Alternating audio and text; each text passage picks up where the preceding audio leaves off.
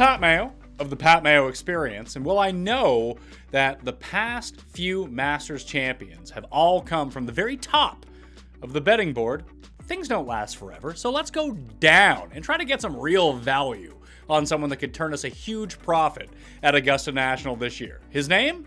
Sahith Theegala. T9 in his debut at the Masters a year ago. He is off to a tremendous start in 2024. Picked up a win, his first win, in the swing season at the Fortinet in Napa. But since the calendar actually turned, he has played 9 times. He has made the cut in 8 of those events. He has finished inside the top 10 4 of those times. But here is the big thing.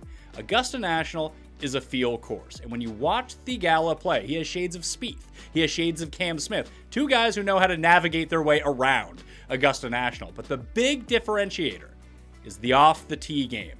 Sahith can actually drive the ball. Cam can't. Spieth can't. But Sahith can. And the best thing that may have happened to his number was his performance in Houston, where he lost on the greens for the first time in 8 starts. No big deal there. I fully expect him to get the putter running hot again. But it was the second best ball striking performance of the year for him, and the first time he really got both the driving and irons completely on the same page. Put his short game magic, fuse it together with that ball striking, and you have yourself a dark horse winner.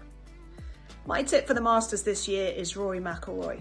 I think Scotty Scheffler obviously going in as the overwhelming favourite. I think that helps McIlroy. I think he goes in slightly under the radar. I think that's a good thing because we all know the pressure and expectation that comes with trying to win that elusive career Grand Slam. He's playing in Texas the week before. He's off to a good start. Let's hope he can continue that over the weekend to continue gaining some confidence, some form and some momentum. I think also the fact that he's been to see Butch Harmon in Vegas just before the Masters, I think that's great. He's worked on a few things technically, but I think the confidence boost, mentally what that can give McIlroy heading into Augusta, I think could be huge. So yeah, hopefully in 2024, Rory McIlroy finally slips on that green jacket.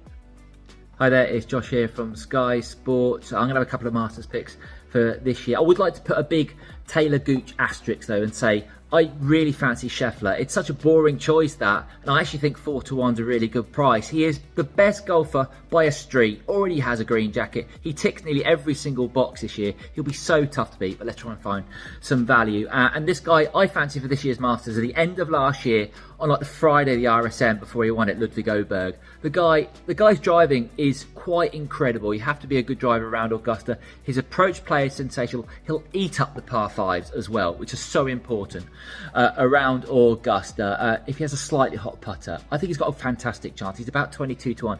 He was like 45-1 the end of last year. Sorry if you didn't get on early. My other pick is Joaquin Niemann. 2 wins and a 4th on Live this year. He's possibly been one of the best golfers on the planet, Niemann. And you look at his record at Augusta, it's got better every time he's played. I think he had a top 20 last time out. He'll be really dangerous. They're my 2 picks with a massive asterisk in the shape of Scotty Scheffler on the side.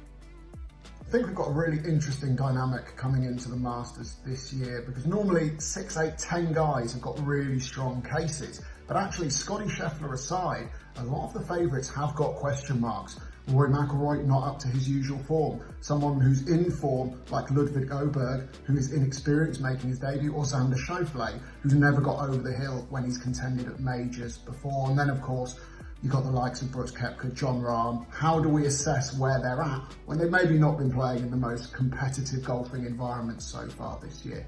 So for those reasons, the person I'm going to pick, and Scheffler will be top 5, I think, but I'm going Hideki Matsuyama to win. Of course, already won the Masters in 2021. Great form there aside from that as well. Another 2 top 10s, only outside the top 20 once in the last 9 visits to the Masters. And he's been in good form this year as well. A winner at the Genesis Invitational. Important, A, to get a win under his belt in the lead up to the Masters, and also that being at Riviera, of course, matches up really nicely with Augusta National. He's continued the positive form since then as well. So my pick for the 2024 Masters is Hideki Matsuyama.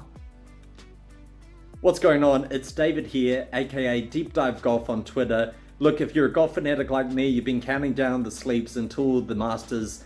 We head to Augusta National, driving down Magnolia Lane. Look, and we're almost there, so super excited to be at the first major of the year.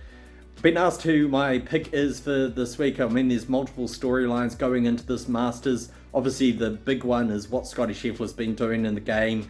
Is he going to come back and win his second Masters title? Obviously, he's going to be the betting favourite. I know that a lot of people are going to be picking him this week as well. I want to go a little bit different and pick maybe a bit of a dark horse that isn't going to be mentioned. And I'm going to go with Sahith Theegala. Look, he was really impressive on debut at the Masters, finishing 9th in your first try around that golf course where we know that course history is really important. Having some experience on the course is really important as well. And the fact he was able to finish 9th there on his very first go was incredibly impressive. His correlated form is really good as well. The best guides for the Masters is Riviera Country Club and the Genesis Invitational and the Century and Plantation course. He finished runner-up at the Plantation course earlier this year, so great record there, and he finished 6th at Riviera last year as well. So he's got lots of correlated form, and you get him at 55-1 at the moment in betting markets. I think that's great value. I think he's a great dark horse bet for the Masters this year. Enjoy the event, hope it's great, and look forward to seeing you on Twitter. Yo, yo, yo. Joe Idone here on behalf of the Preferred Lines podcast, here to give my Masters pick for the 2024 edition of the Masters. And guys, there's a Goliath in the room that everyone's overlooking.